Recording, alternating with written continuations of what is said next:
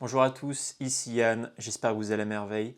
Aujourd'hui, typage de personnalité, on va typer la personnalité de Jordan Bardella, président du Rassemblement national, élu avec près de 84% des intentions de vote en 2022, en interne à l'intérieur du Rassemblement national, et aujourd'hui favori aux élections européennes.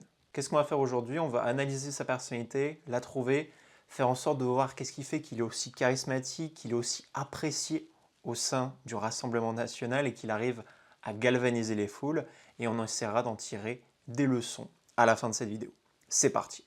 On va commencer. Donc, pour rappel, qu'est-ce qu'on fait ici? On fait de la psychologie jungienne, de l'analyse de personnalité. Donc, on va trouver la personnalité de Jordan Bardella. Ici, on a le tableau des archétypes de personnalité et on va supprimer les archétypes de personnalité un par un jusqu'à temps de trouver sa personnalité. Une fois qu'on l'a, c'est gagné. On peut savoir qu'est-ce qui fait qu'il se comporte comme ça, ses peurs, ses faiblesses et aussi ses plus grandes forces. Ce qui nous intéresse pour savoir qu'est-ce qui fait qu'il rassemble et qu'est-ce qui fait qu'il est aussi charismatique. Donc moi, comment je fais pour analyser une personnalité? On va lancer une interview, on va même lancer plusieurs interviews de Jordan Bardella et on va supprimer au fur et à mesure les archétypes de personnalité. Et à chaque étape, je vais vous dire pourquoi j'ai supprimé certaines personnalités et pourquoi j'en garde d'autres. À l'instant, je peux peut-être me dire que Jordan Bardella, ça a l'air d'être un ESFJ ou un ENFP. On va voir ça durant la vidéo. C'est parti. Bruxelles. Donc, si vous ne vous souciez pas de Bruxelles, c'est Bruxelles qui continuera de se soucier de vous. Pas beaucoup, vous, de Bruxelles. Ah bon? Ouais. Franchement, quand on regarde, on se dit que quand vous êtes à Bruxelles, je sais même pas ce que quoi vous faites. Vous arrivez, vous allumez l'ordi, vous faites un petit café. Je sais pas. Il n'y a pas beaucoup de traces. Vous faites quoi quand vous arrivez à la rédaction ici? Je me Vous mets à faites un bosser. café Je peux vous dire puis... qu'en plus, comme il est très très tôt, en général, quand j'arrive, chaque minute compte. Si je vous dis très ça, bien. c'est parce qu'en 5 ans, vous avez déposé 21 amendements. Tout Quand à fait. Manon Aubry en a déposé 3460, quand François-Xavier Bellamy en a déposé 1200. Madame, pardon, ils ont changé quoi les 3200 amendements de Madame Aubry, pour qui j'ai beaucoup de respect, hein, mais qui consistent à déplacer des virgules? C'est déplacer des virgules? Oui, les amendements de Madame Aubry consistent à déplacer des virgules. Ok. Déjà, on peut voir qu'il est vachement dans la pensée, vraiment dans le contrôle. Il ne se laisse pas déstabiliser. Donc, on pourrait plutôt dire qu'au niveau des archétypes de personnalité, c'est plus un archétype qui est dans la pensée plus que de l'intuition. Donc, peut-être pas un mentor, peut-être pas un ingénieur. Donc là, je vais continuer à analyser sa personnalité, mais c'est des archétypes que je vais peut-être supprimer, notamment le mentor, notamment le sage. On peut faire du score, hein. J'ai l'un des meilleurs taux de présence de la démocratie. Ok, donc là, ce qu'on peut voir, c'est qu'il a bien explosé au niveau de la pensée. Donc, on peut voir une fonction pensée qui est assez puissante. Qui nuisent aujourd'hui à leur compétitivité. J'ai combattu encore la semaine dernière à Bruxelles le pacte pour les migrations qui prévoit là. Ce qu'on peut voir aussi, c'est que par rapport au début, là, quand il parlait des agriculteurs, là, il leur parle donc, par rapport à sa morale personnelle, l'immigration, l'agriculture, il parlait du Green Deal. Donc, ce qu'on peut voir au niveau de Jordan Bardella, c'est qu'il a une morale qui est assez présente et il fait souvent sortir sa morale. Ce qui pourrait indiquer qu'il est soit très connecté à l'éthique du monde. Donc là, justement, on pourrait aller dans le sens d'un mentor, d'un sauveteur, d'un sage. Pourquoi ces gens-là sont connectés à l'éthique à cause de cette fonction cognitive, la fonction FE, ou soit c'est une morale interne comme un FI. Donc on va voir au fur et à mesure si c'est quelque chose d'interne qui est tout le temps propre à lui ou si c'est plus orienté vers l'externe. Et peut-être Vous que estimez que si, vous avez fait le job. et pardon d'être peut-être un peu cru, mais si je suis donné en tête de ces élections européennes, peut-être que le mouvement que je préside et que les idées que je représente accèdent au pouvoir et qu'un jour... Il utilise aussi beaucoup de jeux. Le jeu, ça fait penser souvent aux fonctions cognitives qu'on appelle FI et TE que vous pouvez voir sur certains archétypes. Parce qu'en fait, le jeu, c'est vraiment lié à de l'interne, à de la morale interne souvent. Et ça me fait vraiment penser à ça. Alors qu'un truc plus collectif, comme par exemple un mentor, un sage, un sauveteur, il serait plus à utiliser du nous, du vous, plus intégrer le groupe. Là, il n'intègre pas le groupe, il parle seulement de lui, de sa morale interne. Nous ayons des comptes à rendre devant le peuple français, parce que je pense qu'aujourd'hui, tous Donc, les Français... donc, ce que je vais faire, c'est que je vais supprimer le spécialiste déjà. Parce que les spécialistes sont très logiques dans l'instant présent, ils ont une future, mais tout ce qui est la morale n'est pas extrêmement poussé. Euh, et pas qu'ils aient pas de morale, moi-même étant un spécialiste. Mais c'est surtout que les spécialistes sont beaucoup moins attachés à ce genre de choses. Et là, ça sort tout le temps, tout le temps, tout le temps quand Jordan Bardella se fait attaquer par la journaliste. Donc, pour moi, ça me semble pas être un spécialiste. Et d'ailleurs, je vais sans doute supprimer le guerrier dans pas longtemps. C'est vrai que ça se Il est assez calme, donc je vais supprimer le guerrier. Je vais aussi supprimer le visionnaire. sécurité, ce genre de rassemblement soit annulé. C'est pas pour des raisons de sécurité. Je veux dire, parmi les personnes qui ont été empêchées de s'exprimer, Il est très direct, très droit dans sa communication. Ça me fait pas trop penser à un avocat, ni un guérisseur, ni un défenseur. Il est très direct et à chaque fois, il recontextualise les choses. Et ça me fait plus penser à un archétype qui est direct. en l'occurrence un chef d'État, de s'exprimer, je trouve ça parfaitement inadmissible. Donc moi, j'apporte évidemment mon total soutien. Il a vraiment une morale ultra élevée, donc je vais enlever l'ingénieur. Donc pour le moment, j'ai supprimé guerrier, spécialiste, visionnaire, ingénieur. Concentrer notre opposition et notre énergie contre nos adversaires communs, qui sont en particulier la gauche et les macronistes. Elle appelle à une forme d'union. Qu'est-ce que vous répondez? Mais, moi, On peut voir qu'il est ultra direct dans sa communication à chaque fois. Donc je vais commencer à supprimer des archétypes informatifs. Et c'est assez marrant comment il répond. Donc je vais supprimer donc, le défenseur. Aussi, je vais supprimer le guérisseur. Je n'ai pas vu une seule once d'abstrait au niveau de sa communication. Il est extrêmement concret.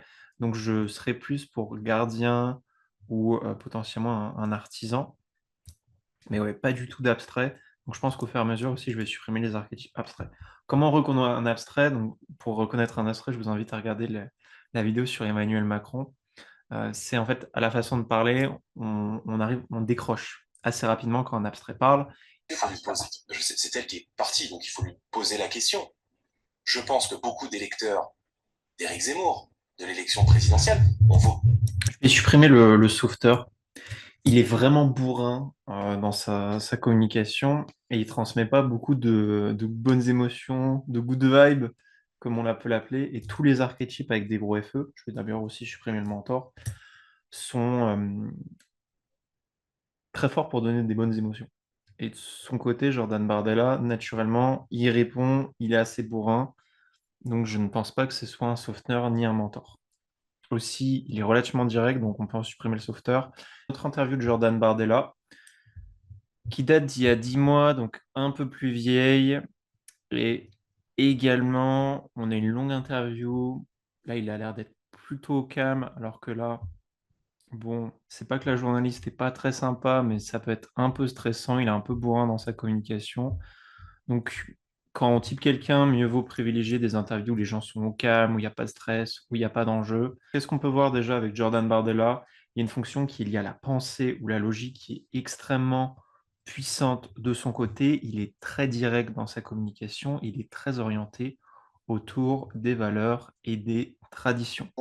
Kylian dans les Mbappé dans les quartiers, dans les banlieues, c'est un type qui est un modèle, de réussite et qui pour moi est quelqu'un qui représente aussi la France dans les prises de position, qui peut tenir et qui le fait généralement, même si je mets un petit peu ça à part parce que là-dessus j'ai peut-être une appréciation différente, mais qui le fait très bien.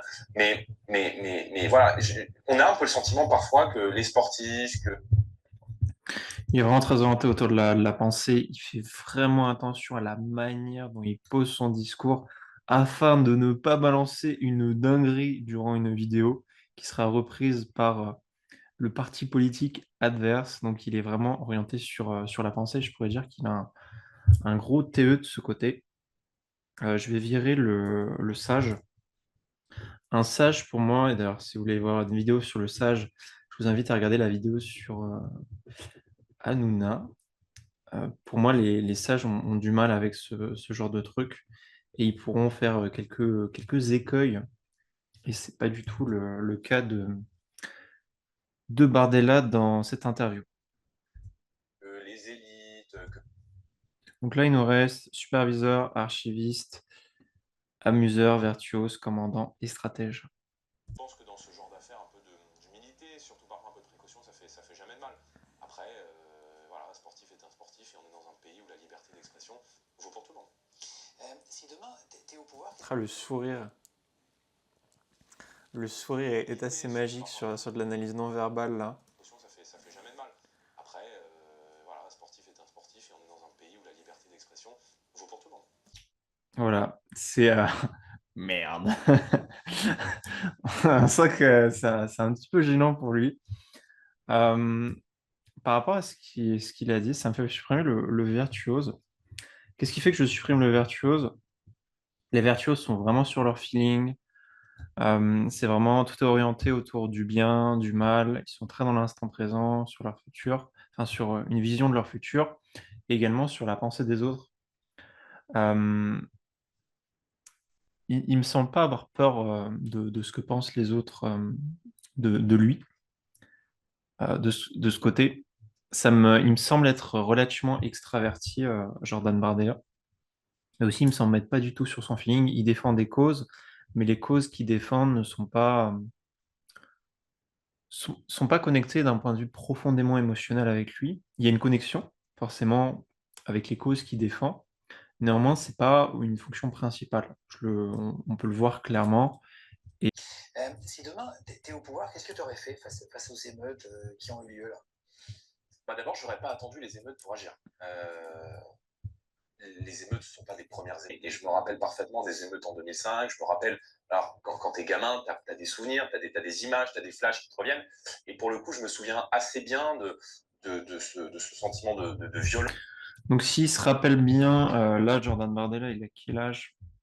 Il est né en 95, en 2005, il avait 10 ans. Donc, on va voir à quel point son souvenir est puissant. Parce qu'à 10 ans, si on n'est pas un archétype qui a une très bonne mémoire, comme les archétypes qui ont des SI, en général, c'est relativement des souvenirs qui sont assez limités. On va voir de son côté à quel point il se rappelle. Qui nous avait touché à l'époque avec ma mère, des voitures qui brûlaient, des bruits de mortier, une génération de gens qui ne se sentent pas françaises, qui ne ratent jamais une occasion. Je vais enlever le commandant. Il y a beaucoup trop de feeling, il y a beaucoup trop de traditions qui ne se sentent pas. Ça fait penser plus à du FI et du SI. Ça fait pas trop penser à du commandant. Qu'est-ce qui fait que je supprime le commandant? C'est qu'il est relativement direct, il est relativement bourrin dans sa communication, relativement masculin, mais ça me fait pas penser à un commandant, comme pour l'être un Donald Trump, par exemple, qui a un ENTJ. Tout donné à ces populations. On a tout donné à des gens qui sont arrivés dans notre pays, on a donné l'école gratuite, on a donné le... Tout donné, ça fait plus penser à du SI, du don, peut-être du FE. Après, moi, je serais quand même étonné que ce soit un spécialiste. A tout fait pour devenir français. Chez moi, on parlait français à la maison. On respectait les enseignants, on respectait les policiers, on respectait le pays qui nous... Je vais supprimer les stratèges. Qu'est-ce qui fait que j'ai supprimé le stratège et le commandant? Comme vous pouvez le voir, ces archétypes ont des SE ici, qu'on appelle en fonction enfant et en fonction peur. Et qu'est-ce qu'il y a en face de la fonction SE? Les fonctions cognitives sont inversées. En face d'un SE, il y a un SI. C'est-à-dire que les commandants et les stratèges ont des fonctions SI qu'on considère en inconnu et en démon. Ils reviennent rarement vers le passé.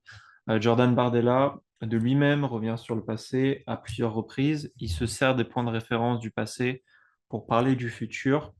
Donc c'est clairement un archétype qui va le faire traditionnellement et qui vit plus dans le passé. En même temps, il est dans le Rassemblement national, c'est un parti qui est considéré comme traditionnaliste, donc ça fait plus penser à un gardien, tout simplement, ou potentiellement un idéaliste, mais on a supprimé tous les idéalistes. Donc d'abord, on a un problème avec l'immigration en France, il faut le régler, il faut le résoudre, il faut arrêter de donner la nationalité française à tout le monde, parce que... Aussi, petit 1, petit 2, petit C, ça fait penser à du systématique, comme Emmanuel Macron. Donc, potentiellement plus un gardien. Je vais supprimer l'amuseur, c'est clairement pas un amuseur. On ne s'amuse pas trop avec Jordan Bardella. C'est du sérieux, c'est des faits, c'est des statistiques, c'est de la donnée, le droit du sol c'est de la rationalité. aujourd'hui fait que quand tu vis en situation... Aussi, qu'est-ce qui se fait que je supprime l'amuseur et que je supprime les archétypes en SE pour que vous puissiez avoir d'autres informations? Ce qu'on peut voir aussi au niveau des archétypes de personnalité, c'est leur façon de s'habiller. Donc, ce qu'on peut voir, avec Jordan Bardella. Bon, c'est un politique, mais quand même, on est sur un truc assez intéressant. C'est vraiment que du classique, que du blanc, que du noir, que du costard. Tout le temps, tout le temps. Même là, quand il est un peu dans une ferme, il s'habille en mode classe. Et ça fait penser, voilà, là en blanc, très propre sur lui-même. Ça fait penser à du SI. À du SI. Je vais vous montrer un archétype qui est en SI. Hop. Et qui pourrait peut-être faire penser à Jordan Bardella en Cavill, qui est un ESTJ, qui s'habille tout le temps, voilà, blanc, noir, un peu le même style vestimentaire, donc assez propre sur lui-même. Le droit de la République française. Donc, il faut rétablir la loi et l'ordre dans ces quartiers. Et puis, troisièmement, il faut une politique pénale qui soit beaucoup plus ferme, beaucoup plus efficace, notamment à l'égard des mineurs. Et si tu veux, je pense que d'une manière plus large, Fermeté, justice. J, monsieur J. À quoi correspond le J pour rappel? Le jugement. Jordan Bardella est un archétype en jugement pour sûr. Est-ce que c'est un ISTJ? Est-ce que c'est un ESTJ? Qu'est-ce qu'on va pouvoir en tirer? On va le savoir dans quelques minutes. de France qui est très belle, qui est glorieuse, et il faut savoir la valoriser. Oui, il retourne vraiment sur le passé. Il retourne d'ailleurs beaucoup plus sur le passé que Marine Le Pen au niveau de la façon dont il parle. Il y retourne naturellement, sans qu'on lui incite. Tu habitais À la manière d'ailleurs que le ferait un Zemmour. À 16 ans. Je pense que c'est le seul mouvement politique aujourd'hui qui a un projet construit, de A à Z, et qui fait... Donc là, il avait 16 ans. Donc, qu'est-ce qui est intéressant quand tu as 16 ans au niveau de ton archétype de personnalité, c'est que tu es proche de ton ego. Pour rappel, pour ceux qui viennent de découvrir un petit peu les archétypes de personnalité, vous avez un ego, un subconscient, un inconscient, un super-ego. Dans votre tête, c'est tout un cataclysme. C'est pour ça que vous ne savez jamais si vous êtes extraverti ou introverti, à moins que vous soyez vraiment dans des extrêmes. C'est parce que si vous êtes un introverti, votre subconscient, qui est l'opposé de vos cerveaux, est extraverti. Et si vous êtes naturellement un extraverti, vous tendez également vers l'introversion. L'avantage de quelqu'un qui est relativement jeune, qu'on peut voir en interview, c'est qu'on est très proche de l'ego. Parce qu'en fait, cette personne, elle n'a pas eu le temps de maturer, se développer, et donc on peut voir la vraie personne, comment elle était jeune et comment elle fonctionne au niveau de son cerveau.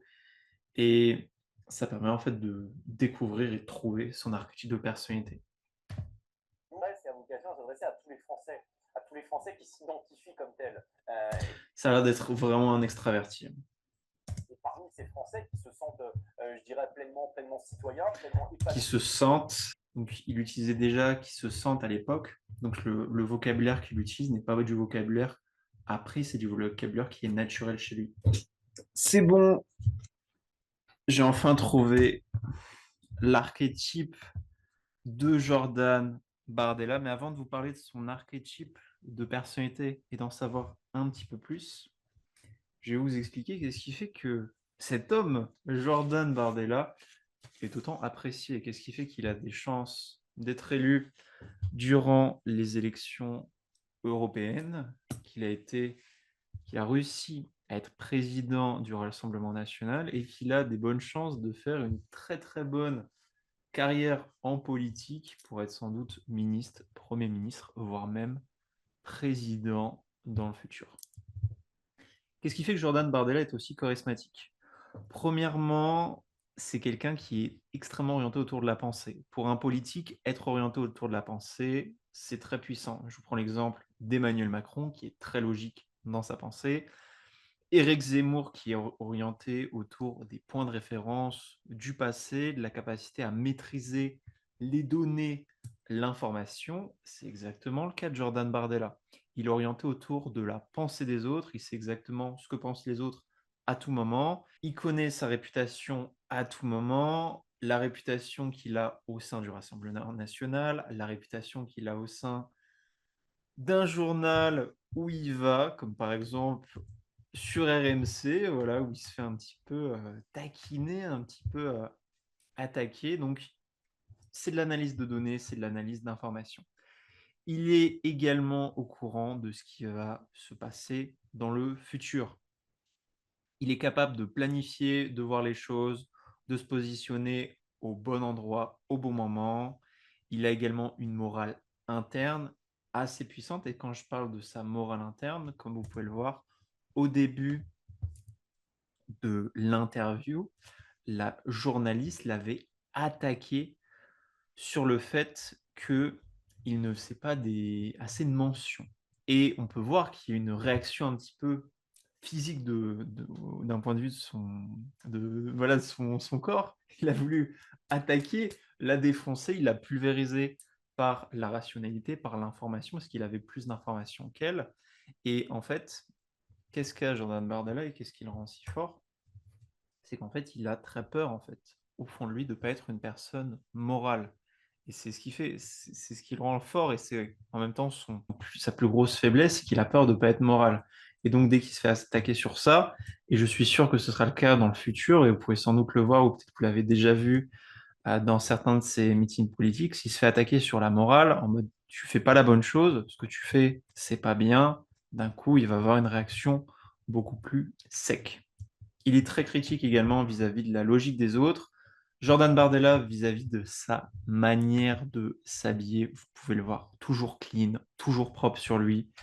Donc ça plaît à beaucoup de monde, c'est pour ça qu'il est assez charismatique. Voilà, il est toujours bien habillé, même là, la petite photo Facebook avec la petite chemise, voilà, toujours propre, toujours bien sur lui. Donc ça, c'est pour les points positifs, ses forces. Néanmoins, la faiblesse de Jordan Bardella, c'est qu'il a une mauvaise capacité à envoyer des bonnes émotions, faire en sorte que les gens se sentent bien émotionnellement autour de lui. Donc Jordan Bardella est, pour ceux qui connaissent un petit peu les archétypes de personnalité, vous l'aurez compris, est un ESTJ. Un ESTJ qui, en origine cognitive, l'origine cognitive, c'est quelque chose que vous recherchez au plus profond de vous, recherche l'autorité. Jordan Bardella recherche l'autorité, il cherche à avoir le plus d'autorité possible pour faire quoi? Pour pouvoir étendre sa morale interne qu'il a dans son cœur, parce que c'est connecté à ses émotions, à ses sensations internes, à ce qu'il a vécu dans le passé. C'est pour ça qu'il fonctionne autant, parce que Jordan Bardella, quand il parle, vous pouvez le sentir, il est honnête, il n'y a pas le filtre, il dit ce qu'il pense, parce que c'est connecté à ses émotions, son ressenti. C'est pour ça qu'il fait autant parler et qu'il est autant populaire au sein du Rassemblement national, c'est qu'il parle directement avec son cœur.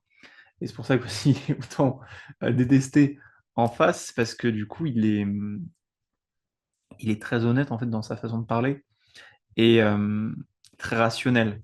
C'est comme un Éric Zemmour, il est relativement compliqué à cadrer. Et je pense que c'est ça qui le rend dangereux et si puissant. Voilà. Donc si vous êtes un superviseur qui a un archétype assez classique, notamment en politique et dans le monde en général, ça représente près de 10% de la population. C'est un archétype qui est plus représenté chez les hommes. Je vous invite à vous inspirer de Jordan Bardella. Si cette vidéo vous a plu, je vous invite à mettre un commentaire, un pouce vert. Également, si vous vous sentez perdu, confus, si vous avez des problèmes à vous connaître personnellement ou à gérer votre personnalité, que vous soyez trop en train de penser, que vous jugez trop émotionnel ou peut-être bizarre, différent des autres, je vous invite à prendre rendez-vous en bas dans la description. Vous aurez directement accès en lien à mon calendrier. Vous pouvez prendre rendez-vous et moi, je me ferai un plaisir de typer votre personnalité. C'était Yann, je vous dis à la prochaine. C'était un plaisir de faire ce typage. On se retrouve la prochaine fois pour de nouvelles aventures. Ciao, ciao.